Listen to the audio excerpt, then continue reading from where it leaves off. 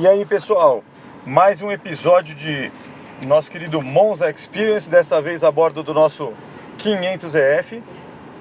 O tema de hoje vai ser porta-malas. Exatamente. Porta-mala do Monza todo mundo conhece. Se você olhar a ficha técnica, né, os famosos 510 litros de capacidade. Eu nunca conferi isso.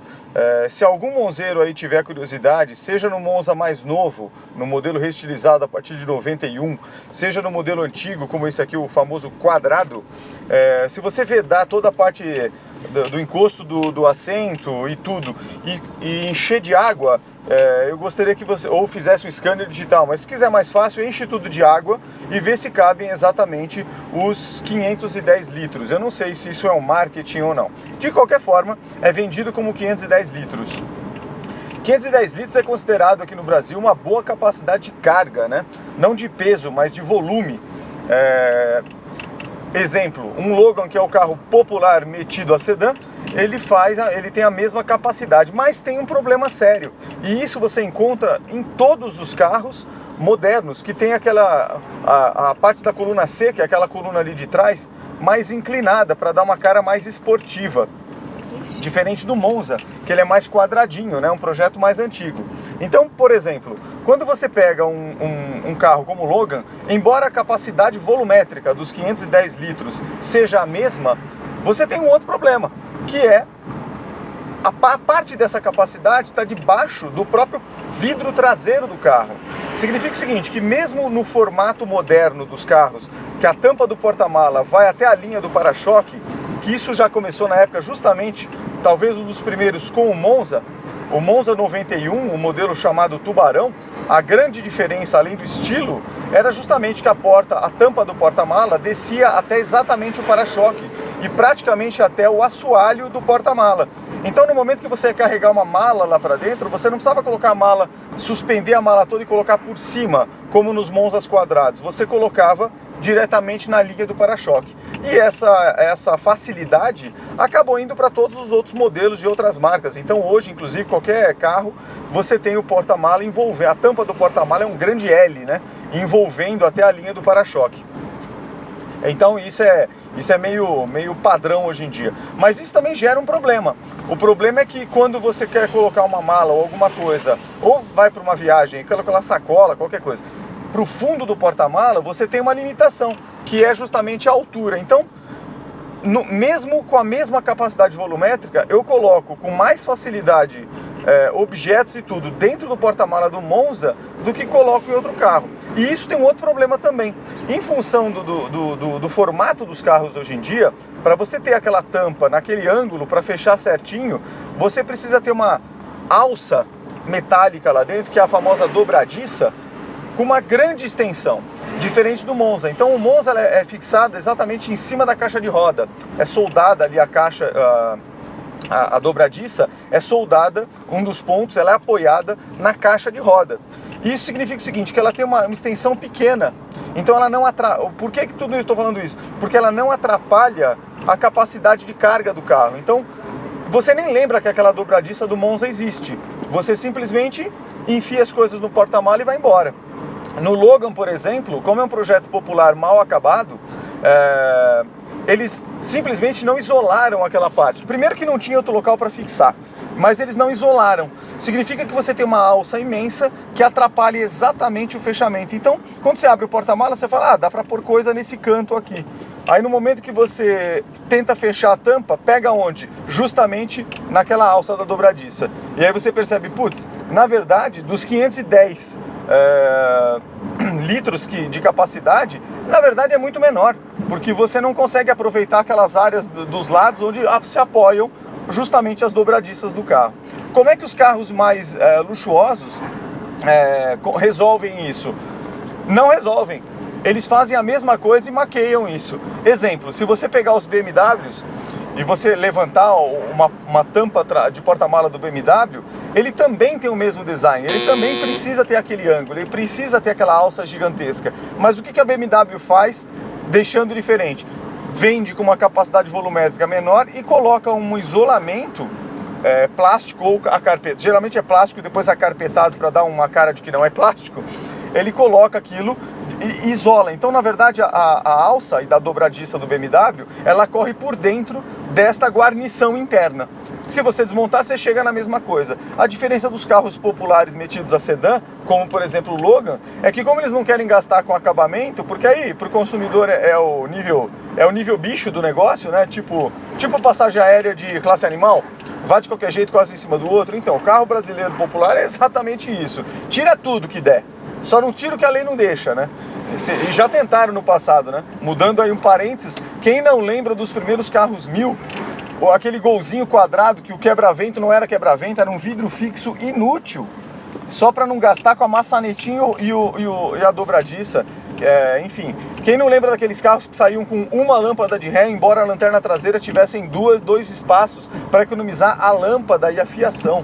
Então assim, de centavo em centavo, a indústria brasileira ela é terrível em produção de carro. Por isso que a gente vai comprar carro popular, intermediário ou top. E muitas vezes no exterior você tem carro, é esse, ponto. Vem com tudo. Parênteses fechado. Então é isso que acontece, a capacidade é essa. Voltando ao nosso querido porta-mala do Monza, por que eu estou falando disso? Porque o porta-mala que nós vamos falar nesse episódio do Monza foi o que me deu uma ideia uma vez de mudar a forma como eu me locomovo dentro da cidade de São Paulo, que infelizmente é uma cidade extremamente populosa. Ela tem 12, sei lá eu quantos milhões de habitantes na grande São Paulo. Ela é uma das 5 maiores do mundo. E por mais que isso para o paulistano gere orgulho, né? E especialmente o orgulho da gente ter destruído o Rio de Janeiro, né? É o que eu brinco aqui. Na década de 80 falava-se São Paulo e Rio de uma coisa parecida. Hoje em dia Rio, praia, bunda, né? Chopp e calor de 50 graus. E São Paulo, vamos falar de coisa séria. Então, desculpe os cariocas, mas é exatamente essa visão que a gente tem, especialmente depois que o seu querido ex-governador saqueou o estado e acabou completamente com ele. Que vai demorar anos, infelizmente, para o povo carioca conseguir ter salário decente, especialmente os funcionários públicos, polícia, etc., em função das maracutaias que aconteceram lá. Outro parênteses. Mas voltando. Então São Paulo é uma cidade muito populosa e se transportar em São Paulo é um grande problema. Recomendo aqui, quem acessa a Globo News, acessa num Globoplay da vida lá, na parte da Globo News, eles fizeram um documentário em 9 ou 12 episódios sobre movimento. E eles compararam cidade de Nova York, cidade de Londres, cidade de Tóquio, 3 grandes cidades que você consegue comparar com São Paulo. Como é que é o meio de transporte, tudo, e como é que falaram de transporte, obras paradas, falaram de São Paulo também. Então não vou dar spoiler aqui, é um excelente documentário. Mas em função disso, o Monza, de novo, me ajudou na mobilidade urbana, o que a gente chama de modal. Qual é o meio de transporte que você utiliza? Você pode andar a pé, você pode andar de bicicleta, você pode andar de metrô, você pode andar de trem, de carro, de Uber, do que você quiser. Então isso é o modal. E o Monza, o porta-mala do Monza, por 2 anos da minha vida, 2011 e 12, me ajudou em mudar completamente a vida que eu levava em São Paulo. Automaticamente melhorou todos os meus índices de check-up biológico, ou seja, no meu check-up pessoal como ser humano, todos os indicadores melhoraram simplesmente em função da capacidade que o Monza, especialmente esse aqui, o 500EF, né? Tinha para guardar coisas no porta-mala. Não está entendendo nada? Já vou explicar. Então a gente está chegando na nossa querida garagem de antigos e eu vou mostrar o que eu estou falando. Segura um minuto.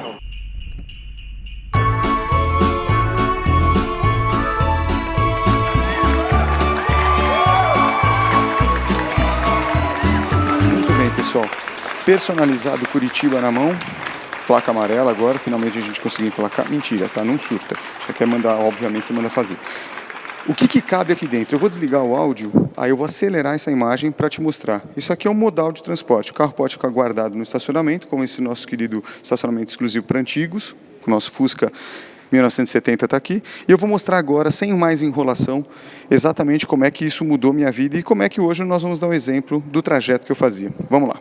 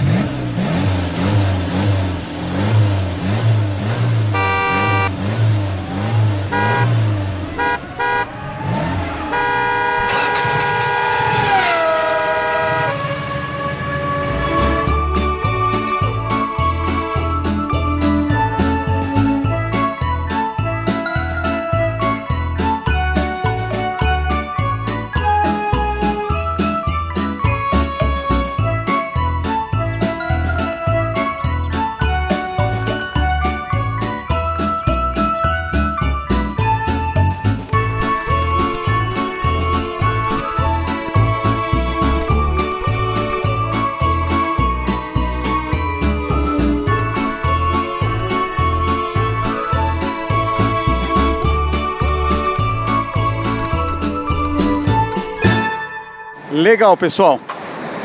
Ilustrando essa nossa questão sobre mobilidade, a gente está onde? No coração da América do Sul, a famosa Avenida Paulista. Muita gente fala, mas você só vai aí, você não gosta de outros lugares? Eu gosto.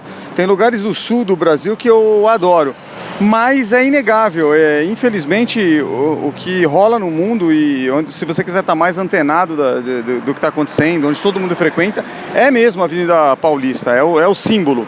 Eu acho apenas que um projeto aqui de São Paulo para atrair mais turista, para o nosso querido prefeito, que eu não lembro o nome, ele deveria climatizar a avenida, é isso mesmo, fazer a primeira avenida do mundo a céu aberto climatizada, para que você tivesse uma temperatura de 22 graus, 22, 23 graus, conforme determina a Organização Mundial de Saúde, dentro dos escritórios, para que você pudesse ficar mais tranquilo, porque ontem, por exemplo, a gente circulou por aqui de bicicleta também, e a gente estava mais ou menos com uns 30 e poucos graus, é difícil.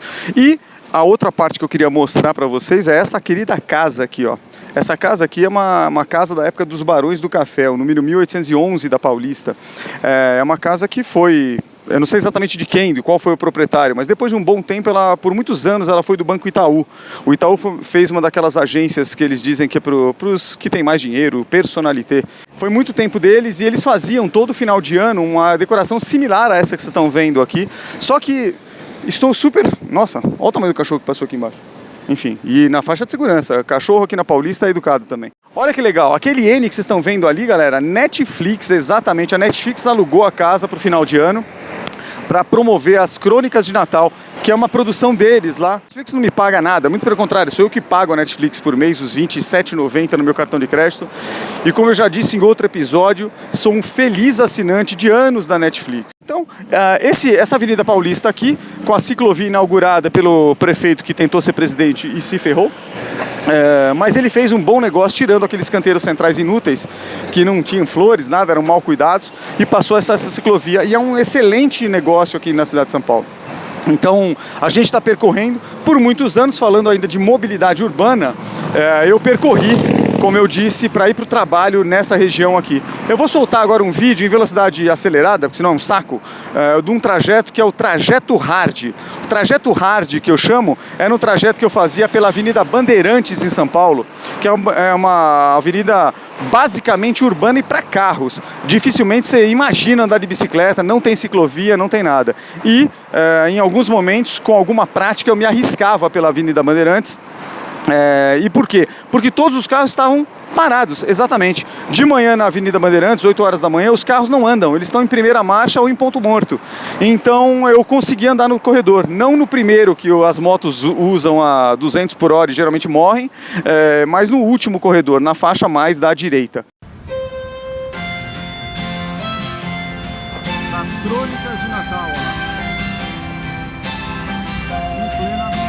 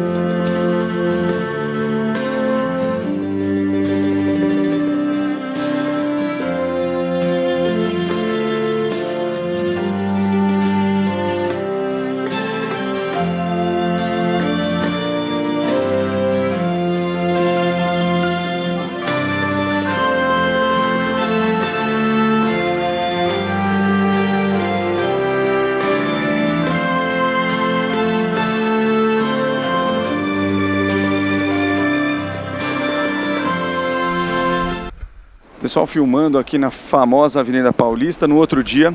Ontem eu não consegui, tá? Não consegui filmar na volta. A ideia era falar um pouco dos cuidados que você tem que ter se você quiser andar de bicicleta. Mas infelizmente não foi possível, porque a gente pegou um trecho grande de sol de uns 40 graus mais ou menos, e num determinado momento alguma coisa aconteceu biologicamente, resultado, eu tive uma diarreia terrível. E na volta da Ricardo Jafé, um trajeto ali onde tem vários postos de gasolina, a 40 graus pedalando, eu consegui parar em todos os postos para ir ao banheiro. Literalmente eu caguei na Shell ontem. Enfim, e a única coisa que eu queria era para casa. Hoje de manhã, agora nem 8 horas da manhã, começando na Paulista calmo, um domingo, o pessoal montando ali na frente o querido palco da virada, tá vendo? E nós estamos dando uma volta com o personalizado que não saía da garagem há bastante tempo. O porta-mala vou mostrar com nossas queridas bikes, está lá cheinho. Mas falando um pouquinho de bicicleta, algumas dicas que a gente tem que ter quando você vai pedalar. A primeira delas, se você vai pedalar em centros urbanos e que são movimentados, regule a bicicleta. Primeiro saiba pedalar. Regule a bicicleta certa, ou seja, o banco tem que estar na posição certa, que é relativamente alto. Você só não deixa a perna reta quando pedala, mas ela é quase reta. Você tem que ter freios bons, uma série de coisas. Não existe fazer que nem praia, brecar a bicicleta com chinela havaiana, sabe essas coisas de louco? Não. Então, freio bom, isso é fundamental para que você consiga ter um bom desempenho e evitar acidentes. Outra coisa é equipamento de segurança, especialmente o capacete. Caiu, a sua cabeça vai bater no chão, então o capacete de boa qualidade é uma boa opção. O capacete é para ser amarrado com firmeza, não é para deixar solto na cabeça, que não adianta nada. Outra coisa que é fundamental, especialmente se você vai andar à noite com o carro, é você ter luzinhas. Custam barato, geralmente funciona a pilha e você pode colocar uma luzinha bonitinha lá na frente e atrás, porque muitas vezes o carro ele te dá uma fechada. Se você tiver uma luz na frente de boa qualidade, de preferência branca, piscante, você consegue ter uma boa visualização. No capacete, etc. O que você conseguir luzinha piscando, atrás geralmente se usa a vermelha e na frente as brancas. Outra coisa, você tem adesivos que hoje em dia existem para colocar na bicicleta que são reflexivos. Então com o farol do carro ele fica aquele amarelão forte. É uma boa opção também e já me salvou de algumas coisas nos meus 2 anos onde eu andei de bike na região de Pinheiros para a região ali da saúde. É fundamental que você entenda outra coisa, que trafegar na via não pode ser à esquerda. Tem ciclista que acha que ele é dono da rua, não é. Tá? E outra, se ele encontrar um cara que também acha que é dono da rua, só que o cara estiver dentro de um carro, ele vai tomar pior, porque o carro está protegido dentro do habitáculo. O ciclista, o para-choque é você. Ele é a mesma coisa que um motociclista. Então, uma das coisas quando você for andar de bike, sempre na faixa da direita. Agora tem um macete aqui que eu vou mostrar. Quando você vai para a faixa da direita, como essa aqui, ó, que a gente está vendo aqui, não adianta você ficar no meio fio. Ficou no meio fio, os carros brasileiros não têm cultura como os europeus para desviar de você. Porque aqui, se você atropelar um ciclista, o crime compensa. Lá o cara perde para sempre a carteira de habilitação. Então o cara tem um medo gigantesco de se envolver em um acidente com pedestre ou com ciclista. Então uma dica, eu vou dar aqui porque não tem ninguém. Ó, sempre nessa posição da faixa é errado. Vá mais para o meio da faixa, porque você força o veículo a desviar. Ou ele vai fazer questão de te atropelar, mas aí, meu amigo, né, não tinha muito como prever. Então essa também é uma dica que eu dou, que é importante ao longo de 2 anos andando pelo trânsito paulistano aqui. A imagem que vocês viram, corrida, quando a gente ia trabalhar, eu tinha alguns trajetos. Um deles era paulista, como essa aqui, e eu tinha um trajeto, geralmente pelo Parque Ibirapuera, era muito mais confortável. Eu tinha um trajeto que eu chamava de hard, que é esse que eu coloquei na imagem, que eu fiz poucas vezes, porque era duro mesmo, era pela Bandeirantes, como eu comentei, e um trecho de Marginal Pinheiros, numa época que não tinha ciclovia como agora aqui. Enfim, então, dicas de bicicleta cuidado, visualização, cuidado ao pedalar. Outra coisa, tem louco que não sabe pedalar. O cara não consegue manter a linha, que a gente chama, ou a linha reta. Então assim, quando você está pedalando, você não pode ficar que nem um débil mental, desviando de qualquer coisa, fazendo malabarismos. Por quê? Porque você confunde quem está vindo pro trânsito, e isso pode gerar um acidente para você também. Então mantenha sempre a linha reta possível e sinalize qualquer mudança. Eu vou entrar à direita, eu vou entrar à esquerda, sempre com o seu querido bracinho. E detalhe, com uma certa reserva. O que eu digo isso? Sinalizar a mudança de faixa ou entrar numa via para a direita ou para a esquerda significa que você vai fazer com uma certa antecedência. Não é que nem maluco que estende o braço e acha que o mundo para na hora que ele quer. Não. Você tem que dar um tempo para o motorista que vem atrás se acostumar com a ideia e aí finalmente você faz a mudança de faixa. Outra coisa, 90% dos motoristas têm delay cerebral. Então, mesmo quando o cara não está no celular, ele está atento ao volante, ele tem um grande problema. Você pode fazer isso, por exemplo, quando você faz um brake test. Quando você está dirigindo um carro, com segurança, você encosta no freio para acender o brake light e tudo. Você percebe qual é a reação do motorista atrás. Normalmente, 90% dos motoristas têm uma reação tardia. Ele demora 1,5 segundo para raciocinar que você apertou a luz. Então, por esse motivo, é raro você encontrar motorista onde você encosta o pé no freio, o cara já na hora calcula e verifica. E inclusive é esse um dos testes quando você vai ser piloto, seja de Fórmula 1, de Fórmula 2 ou o que for, um dos testes é o tempo de reação. O cara simula você, o quanto tempo você demora após dado um determinado estímulo à sua frente, quanto tempo você demora para reagir ao pisar no freio. Então, as pessoas têm delay. Então, você tem que entender isso e a ficha demora para cair e por isso você, tanto num carro como numa bike, dê com antecedência para o cara se acostumar, aí ele processa a informação e aí vai. Enfim, e aí para finalizar eu vou mostrar a cena apenas do nosso querido porta-melagrano na parte iluminada. E a gente termina esse vídeo nessa fresca e gostosa manhã de 22 graus aqui de domingo, onde a gente vai pegar essa Paulista de volta, já com a ciclovia implantada.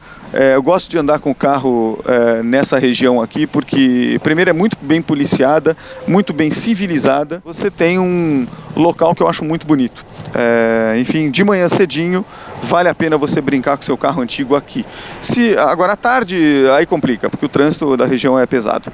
Chega por hoje mais um Monza Experience, véspera de Natal. Feliz Natal para todos os assinantes do canal ou do YouTube. No YouTube parece que a gente tem mais sucesso, sei lá eu por qual motivo. Então, bom Natal para todo mundo, para as famílias com os carros antigos e vamos em frente.